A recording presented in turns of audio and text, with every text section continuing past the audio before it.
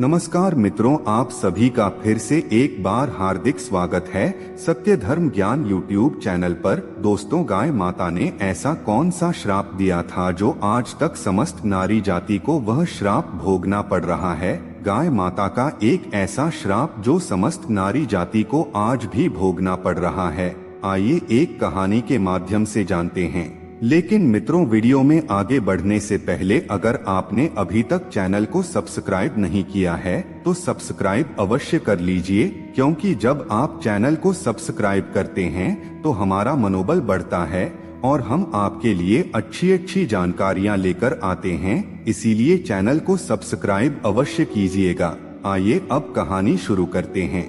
एक समय की बात है, एक नगर में रामू नाम का व्यक्ति रहा करता था। उसके पास में एक गाय थी जो अत्यधिक दूध देती थी, और जो रामू नाम का व्यक्ति था वह गाय को हरा भरा चारा डाल करके रोजाना दूध निकाला करता था और दूध का क्रय विक्रय करता था और उसी से अपने घर की दिनचर्या चलाता था। धीरे धीरे करके समय गुजरता गया और एक समय ऐसा आया जब गाय ने दूध देना बंद कर दिया। जब गाय ने दूध देना बंद कर दिया तो रामू नाम का जो व्यक्ति था उसने गाय को चारा डालना भी बंद कर दिया। और एक दिन ऐसा आ गया कि रामू ने उस गाय को घर से भगा दिया। अब वह बेचारी गाय अकेली जंगल में घूमती फिरती है और भगवान से यह विनती करती है कि हे प्रभु, तुमने हमें गाय बना करके कितना गलत काम किया है। देखिए, जो आपके 84 लाख योनियों में सर्वश्रेष्ठ योनि मानव की पाकर के भी कितना दुष्कर्म करता है।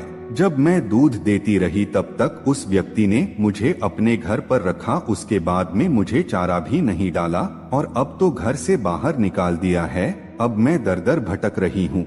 अब मैं जंगल में चारा खा करके अपने पेट को भरती हूँ, गुजारा करती हूँ। आपने जो सर्वश्रेष्ठ योनि बनाया प्रभु, यह कितनी स्वार्थी और लालची योनि है। धीरे धीरे करके समय बीतता चला गया। गाय दर दर भटकती रही। जब भी रामू के द्वार पर आ जाती है तो अब रामू लाठी लेकर के उस गाय को जंगल की तरफ भागा करके आता है। धीरे धीरे जब वह गाय गर्भवती हो जाती है और एक महिला जब उसे देखती है तो सोचने लगती है कि मैं इस गाय को अपने घर में ले जाऊंगी और इसका दूध मैं खुद पीऊंगी और परिवार वालों के साथ साथ क्रय विक्रय भी करूंगी। तब जैसे ही वह स्त्री गाय को पकड़ने के लिए अपने पति को बुलाने के लिए जाती है, तब तक वह गाय वहां से चली जाती है। इसके बाद धीरे धीरे करके जब समय गुजरता गया, जब गाय के प्रसव का समय आ गया, तब एक एकांत जंगल में सुरक्षित जगह पर जाकर के उस गाय ने एक बच्चे को जन्म दिया। लेकिन भगवान की ऐसी कृपा हुई कि वही स्त्री इस जंगल में घास काटने के लिए अपने खेतों पर गई हुई थी। जैसे ही उसने दूर से देखा तो वह कहने लगी कि अरे, यह तो वही गाय है, इसने तो बछड़ा दे दिया। अब बहुत अच्छा हुआ, अब मैं इस गाय को पकड़कर अपने घर पर अवश्य ले जाऊंगी। जैसे ही स्त्री उस गाय के पास में जाती है तो गाय इस समय उस स्त्री से कहती है कि हे बहन, आज तुम हमारे ऊपर एक परोपकार कर दो। यह हमारा जो बच्चा है यह पीछे पड़ा हुआ है, इसे उठा करके तुम मेरी गर्दन के ऊपर रख दो। मैं अपने बच्चे को लेकर के किसी सुरक्षित जगह पर चली जाऊंगी, क्योंकि यह मेरा बच्चा 8-9 महीने बाद चलने लायक हो जाएगा। जी हाँ मित्रों, अभी ऐसा है, पहले ऐसा बिल्कुल भी नहीं था। पहले गाय का बच्चा 8-9 महीने के बाद ही अपने पैरों पर चलने लायक हुआ करता था। लेकिन जैसे ही उस महिला ने उस गाय की बात सुनी तो वह बहुत जोर जोर से हंसने लगी और वह कहने लगी कि तुम्हारा बच्चा भला इतना गंदा है, इतनी गंदगी में यह पड़ा है, मैं तुम्हारे बच्चे को उठा करके तुम्हारे कंधे पर क्यों रखूं? मैं तुम्हारे ऊपर यह परोपकार क्यों करूं?